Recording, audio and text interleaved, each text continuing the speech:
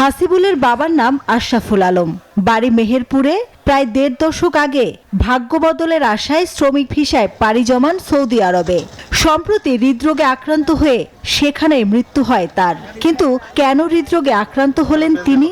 কেমন সেখানকার জীবন ধারণ? কোন পরিবেশে আর কত ঘন্টা কাজ করতে হয়? অজানা থাকে সেসব প্রশ্নের উত্তর। বিদেশ থেকে প্রতিদিন লাশ হয়ে দেশে ফেরেন কমপক্ষে ১২ জন শ্রমিক। সে হিসাবে মাসে প্রায় ৪০০ আর বছরে আসে ৪,৩২০ জনের মরদেহ।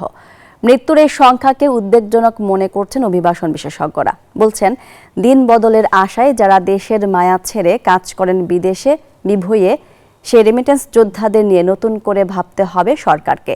সংকটে খোঁজ রাখতে হবে তাদের পরিবার পরিজনের।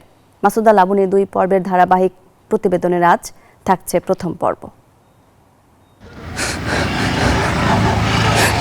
ছবি দেখে ঠিক অনুমান করা যাবে না বুকের ভেতর কতটা কষ্ট জমে আছে এই কিশোর হাসিবুলের। বিমানবন্দরে অধীর আগ্রহে অপেক্ষা করছেন। বিদেশ থেকে ৬ বছর পর ফিরছেন বাবা। নিদারুণ এই প্রতীক্ষার গল্পটা আনন্দের নয়, ভীষণ বেদনার, তীব্র যাতনার। কারণ প্রিয় বাবা দেশে ফিরছেন ঠিকই, কিন্তু জীবিত নন। ফিরছেন নিথর দেহে, কফিনবন্দি লাশ হয়ে। এখন মনে করেন আসছে ঠিকই, কিন্তু জীবিত আর আসছি না। ১ মিনিট ২ মিনিট কথা হলো আমার বাবার সাথে, বললো যে আব্বু তুমি ভালোভাবে থাকো, সব কিছু তোমার এখন দায়িত্ব, তুমি একটু বুঝে নিও। তাছাড়া না।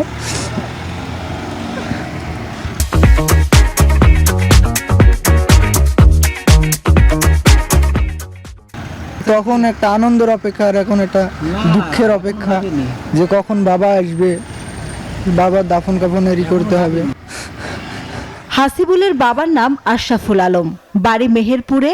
প্রায় ১.৫ দশক আগে ভাগ্য বদলের আশায় শ্রমিক ভিসায় পাড়ি জমান সৌদি আরবে।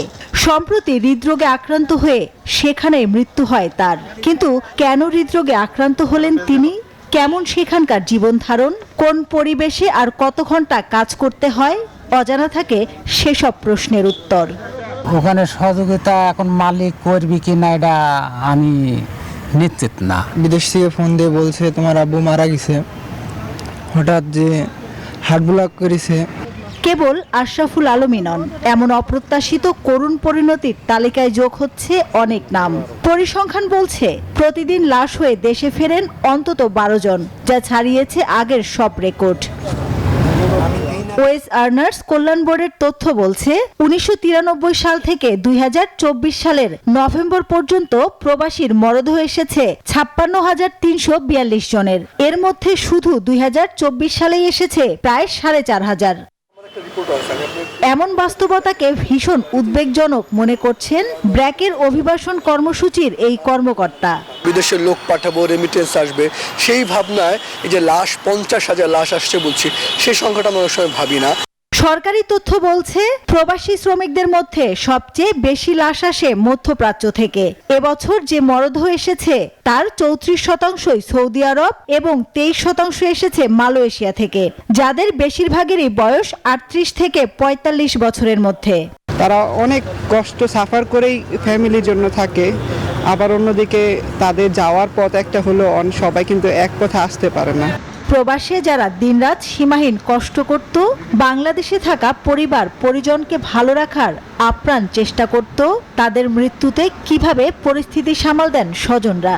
জরিপ বলছে প্রবাসে মৃত্যুর পর প্রায় ১০০% পরিবারই থাকে চরম আর্থিক সংকটে। 3D জব বলি আমরা। 3D বলতে ডার্টি, ডেঞ্জারাস এবং ডিমেনিং। আমাদের দেশের শ্রমিকগুলোকে সেই কাজগুলো করতে হয়। প্রবাসী কল্যাণ মন্ত্রণালয়ের ওয়েজ আর্নার্স বোর্ড বলছে বৈধ বা অবৈধ সবাইকে দেশে ফিরিয়ে আনতে সহযোগিতা করেন তারা। গড়ে প্রতি মাসে প্রায় ১ লক্ষ শ্রমিক যাচ্ছেন। সংখ্যা বাড়ার কারণে মৃত্যুর হার হয়তো কিছুটা বাড়ছে। আর সেকেন্ড কথা হচ্ছে, আগের চেয়ে আমরা অনেক আন্তরিকভাবে চেষ্টা করি যারা প্রবাসে মারা যান তাদের লাশ দেশে আনার জন্য।